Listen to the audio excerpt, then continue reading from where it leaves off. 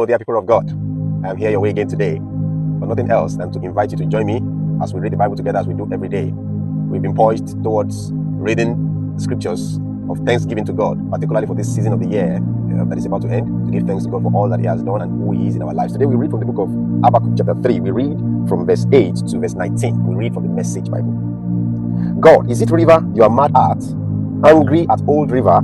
Were you raging at sea when you rode us and chariots through to salvation?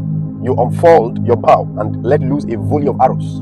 You split earth with rivers. Mountains saw what was coming. They twisted in pain. Flood waters poured in. Ocean roared and reared huge waves. Sun and moon stopped in their tracks. Your flashing arrows stopped them. Your lightning strike spears impaired them. Angry, you stomped through earth. Furious, you crushed the godless nations.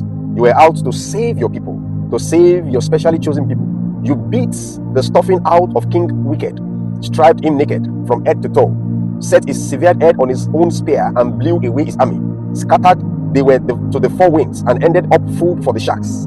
You galloped through the sea on your horses, racing on the crest of the waves. When I heard it, my stomach did flips. I stammered and stuttered. My bones turned to water. I staggered and stumbled. I sit back and wait for the doomsday to descend on our attackers.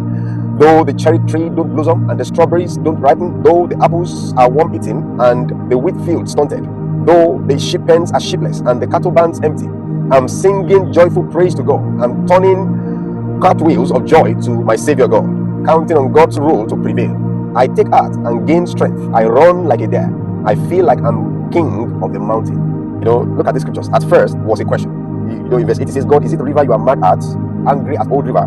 Were you raging at sea? He was asking because you imagine that someone, will do this so much. In verse 13, he says, angry, you stomped through the earth, furious, you crushed the godless nations. He now says, you were out to save your people. So all the things that God did by splitting the earth with rivers, by causing flood waters to pour on the enemies, by causing the ocean to roar and rear huge waves, by causing the sun and moon to stop in their track. God was doing all that to save his people, to save you.